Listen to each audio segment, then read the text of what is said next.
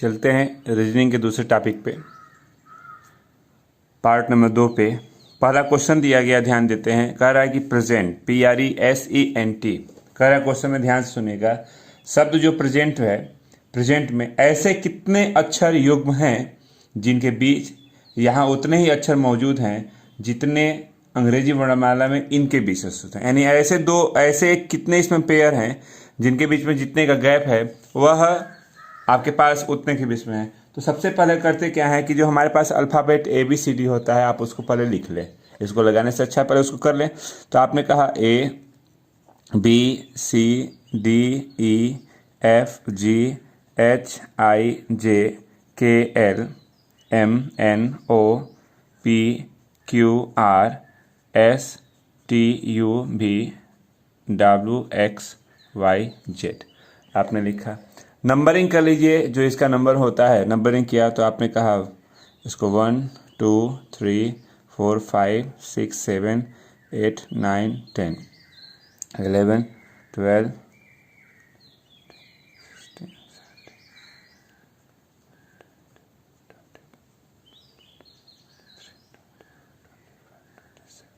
ये इसके नंबर हो गए। अब नंबर के बाद हम ध्यान देते हैं, कह रहा है कि इसमें ऐसे कितने पेयर हैं जो इनके बीच का वो जो गैप है, जो ऐसे कितने युग्म हैं जितने का गैप इस एक में है अगले वाले में भी वही सेम गैप दिख रहा है। तो पहले डिजिट लिखते हैं। 16 कहाँ है, तो यानी हमारे पास P कहाँ है, तो P को आपने कहा कि यह 16 है। 16 हो गया। R 17, E 5, S 19, E 5, N 14 और T 20 है। पेयर की बात करते हैं, समान गैप की बात करते हैं, तो हमको यहाँ से देखिए ध्यान देते हैं कि अगर पेयर में अगर आप देखते हैं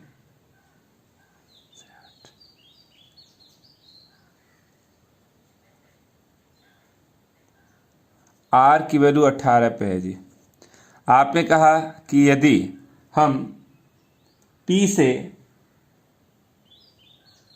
S को बोले यानी PS, तो इसके PS आप देख रहे हैं। और अगर हम NR बोले, PS NR, ये दो ऐसे पेयर हैं जिसमें आपके पास क्या है, अंग्रेजी वर्णमाला में उतने ही इनके बीच स्थित होते हैं, इनके बीच उतने ही स्थित हैं। तो कुल कितने युग्म हो गए आपके पास, तो युग्म हमारे पास 2 है। अब इसी तरह से अगर हम क्वेश्चन नंबर 2 की बात करते हैं, यहीं पे देख लीजिए।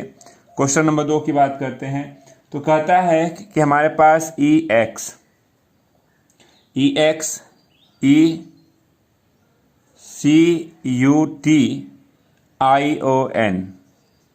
इसको थोड़ा सा फैला करके चले लिख लिया जाए।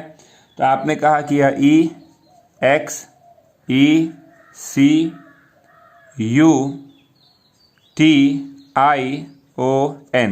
ई का जो स्थान है हमारे पास 5 है, 24 पे है, 5 है, C मतलब 3 पे है, U 21 पे है और T हमारे पास 20 पे है। I का वैल्यू स्थान जो हमारे पास दिख रहा है कितना है, 9 पे है, 15 और N 14 पे हो गया, ठीक ना। तो अभिष्ट पेयर की बात करते हैं तो आपने कहा हमारे पास E से I देखा आपने। फिर X से अगर U को देखते हैं, पेयर में X से U को देखते हैं।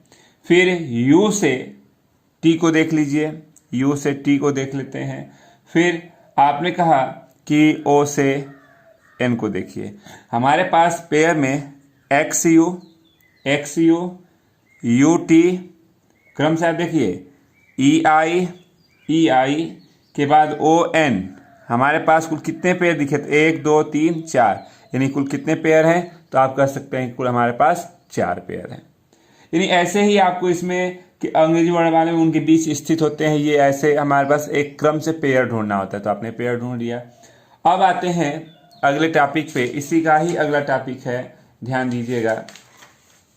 जैसे अगर हम बात करते हैं क्वेश्चन, चलिए नीचे चलते हैं, थोड़ा सा बात करते हैं क्वेश्चन नंबर 3 की। 3 में दिया गया है कि हमारे पास वर्ड है, ध्यान से सुनिएगा, CON GRE GREGATION।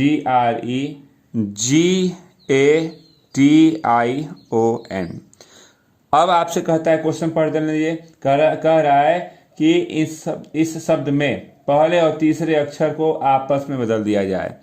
पहले और तीसरे को आपस में बदल दे रहे हैं, इसको यहाँ पे, इसको यहाँ पे बदल दीजिए। तो हमने क्या कहा कि यहाँ लिख देते हैं, चलिए नीचे जैसे कहता है वैसे बदल दिए। पहले को तीसरे पे, तीसरे को पहले पे, तो यानी हमारे पास N यहाँ आ गया और C यहाँ आ गया। ठीक, आगे बढ़ते हैं। इसी प्रकार दूसरे और चौथे, दूसरा यानी अगर हम क्रमांक की बात कर लें, 1 2 3 4 5 6 7 8 9 10 11 12, दूसरे और चौथे को बदल दीजिए। तो दूसरा और चौथा को बदलेंगे, तो चलिए दूसरा यहाँ आ गया और 4 नंबर यहाँ आ गया। ठीक, पाँचवें और सातवें को, तो पाँचवा यहाँ पे सातवें के नीचे और सातवां आ गया यहाँ पाँचवें के नीचे। फिर कहता है बदल दिया जाए, आगे भी इसी प्रकार से परिवर्तन किया जाए, आगे भी इसी प्रकार से परिवर्तन किया जाए। तो चलिए बदल देते हैं। आगे हमारे पास परिवर्तन हो रहे हैं, यानी दो दो के पेयर में आप चल रहे हैं, एक एक को छोड़ करके। यानी ये यहाँ पे, ये यहाँ पे आएगा, तो यह ए हो गया, ये ई हो गया। फिर इसी तरह से यह यहाँ पे, यानी ओ टी, ये यहाँ पे, ये आई यहाँ पे, ये वर्ड बना। तो कहता है कि जब हम आपस में इसी क्रम से बदलते हैं तो दाईं ओर से, तो ये आपका दायां है और ये यहाँ से बायां हो गया। तो दाईं ओर से यानी इधर से 10वां अक्षर कौन सा होगा? तो 1 2 3 4 5 6 7 8 9 10, कौन सा अक्षर आपके पास आंसर के रूप में दिख रहा है? तो वह अक्षर सी होगा। क्वेश्चन नंबर नेक्स्ट की बात करते हैं। तो आपके सामने क्वेश्चन दिख रहा है, कह रहा है कि इसके पहले और तीसरे और पांचवें, ध्यान दीजिएगा, पहले और तीसरे, ठीक ना, पहले और दूसरे को ध्यान से सुनिए, पहले और दूसरे में ही रिप्लेस करने को कह रहा है। क्वेश्चन को हम पढ़ रहे हैं, ध्यान से सुनिएगा। पहला और दूसरा आपस में रिप्लेस हुआ, इसी तरह से तीसरा और चौथा रिप्लेस हुआ, ठीक ना।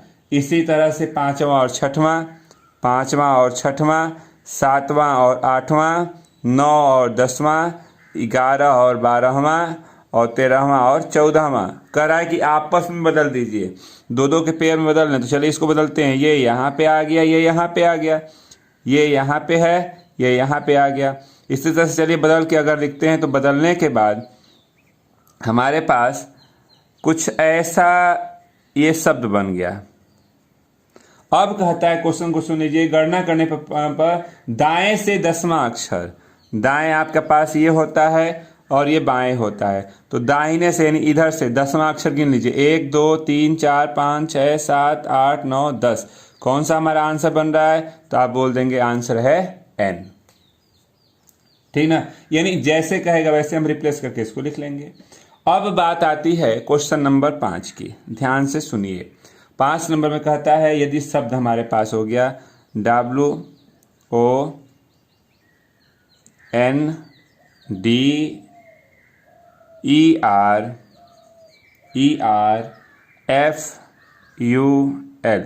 ये दे दिया। अब कहता है कि नंबर कर लीजिए 1 2 3 4 5 6 7 8 9। अब कहता है कि दूसरे 5वें 7वें और 8वें अक्षरों में से कोई अर्थपूर्वक शब्द बनाना संभव हो। दूसरा और 5वां 7वां और 8वां से कोई भी शब्द बनाना अगर संभव हो, तो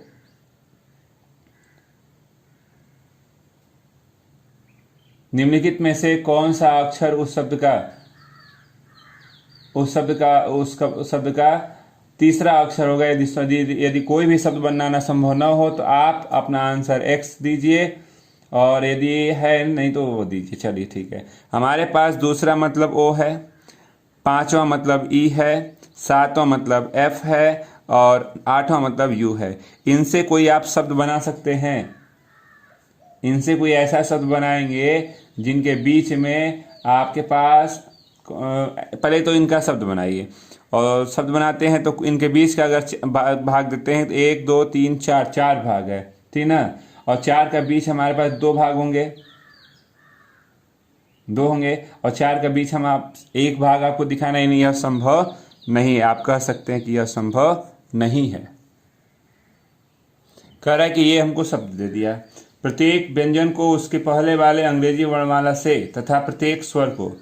कह रहा है कि हमारे पास जब व्यंजन है, व्यंजन को अगर जिस व्यंजन की बात करते हैं, व्यंजन में उसके पहले वाले लिखेगा, और स्वर को जब देखेंगे तो स्वर से ठीक आगे वाले अक्षर को लिखना है। तो चलिए, तो इससे आप बनाते हैं तो क्या बनेगा।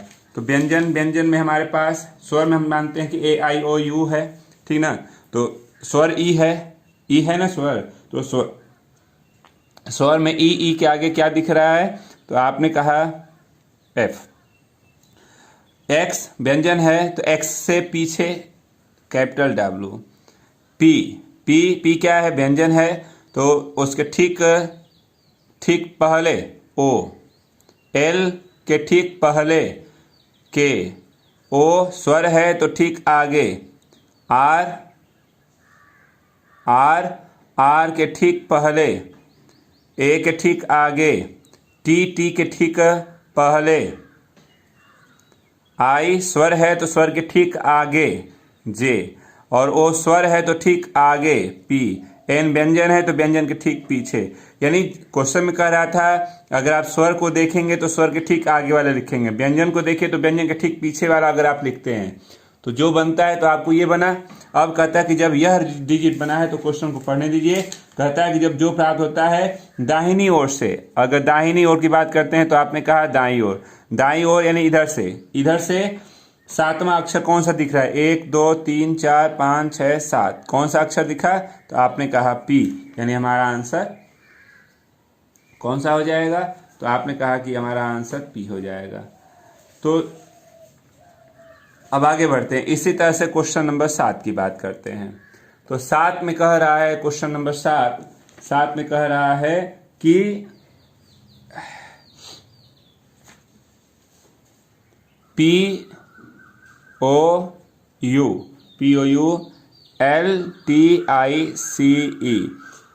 का नया रूप क्या होगा यदि प्रत्येक व्यंजन को अंग्रेजी वर्णमाला के उसके दाहिनी ओर के तीसरे अक्षर से प्रतिस्थापित कर दिया जाए।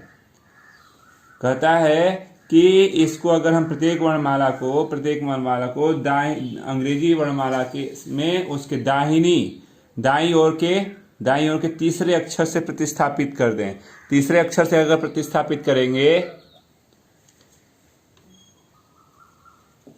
व्यंजन की बात कर रहा है, तो व्यंजन में बोला कि जब आप व्यंजन को देखिएगा तो व्यंजन को दाहिनी ओर तीसरा